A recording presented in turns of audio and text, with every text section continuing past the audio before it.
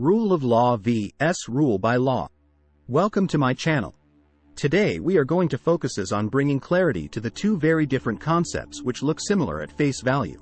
Sir Ivor Jennings, the famous constitutional historian, characterized the rule of law as an unruly horse. First, let's be clear about what the rule of law is not. Rule of law should not be equated with law and order. The breakdown of law and order is a temporary phenomenon. Breakdown of the rule of law means the collapse of good governance and the breakdown of constitutional machinery in a state. Now, let's see what the rule of law is.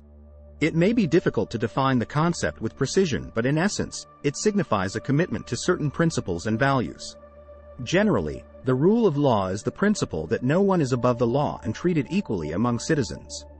The rule of law symbolizes the quest of civilized democratic societies to combine that degree of liberty without which law is tyranny with that degree of law without which liberty becomes license.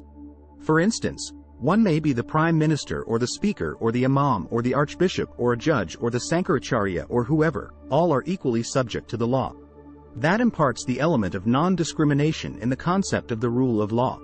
What are the principles of the rule of law? It was A.V. Dicey, the English professor and constitutional expert, who developed this concept. He defined three principles that govern the rule of law. No man shall be punished or made to suffer in body or goods except for the violation of the law.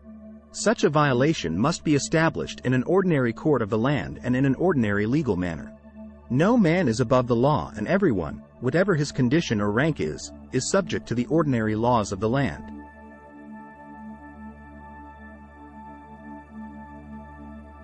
The result of the ordinary law of the land is constitution. It indicates that the general principles of the Constitution are the result of judicial decisions of the courts in England. Less than, however, this principle does not apply in the case of a written constitution. It stands modified in India, where it reads that the Constitution is the supreme law of the land and all other laws in order to be legally valid shall conform to the Constitution greater than. What is the importance of rule of law? This concept changed the mode of administration from king was law to law is king. It is quite essential for the healthy functioning of democracy. In its path-breaking judgment in Keshavanand Bharti's case, our Supreme Court ruled that the rule of law is part of the basic structure of the Constitution. The Constitution, in order to preserve the rule of law, has conferred the writ jurisdiction under Art. 32 and Art. 226 on Supreme Court and High Court respectively. How rule of law is different from rule of law. The existence of a law is necessary, but that is not sufficient. The law must have a certain core component that guarantees the basic human rights and the human dignity of every person. Rule by law can become an instrument of oppression, and it can give legitimacy to the enactment of laws that may grossly violate basic human rights. Let's see with examples how rule by law can be misused. Nazi Germany put Jews in concentration camps and thereafter sent them to the gas chambers.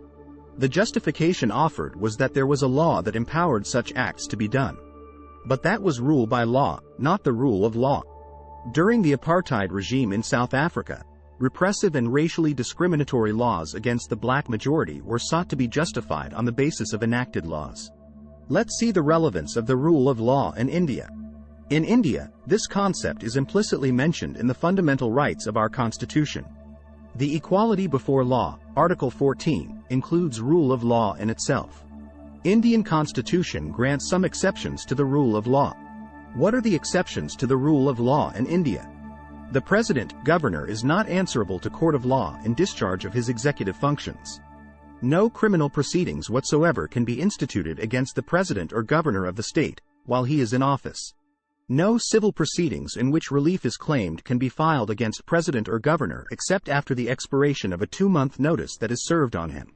Under international laws, the visiting heads of state, heads of government, ministers, officials, and foreign diplomats who are posted in the country are not subjected to the jurisdiction of local courts in the discharge of their official functions. What are the concerns regarding the rule of law in India? Legal experts have raised their concerns regarding the implementation of the rule of law in India. A free democratic society like India cannot have recourse to measures that violate the very essence of the rule of law. For instance, a law that permits the killing of suspected terrorists or enables indefinite detention without prior hearing at the absolute discretion of the executive is destructive of the rule of law. Fake encounters have no place in a government professedly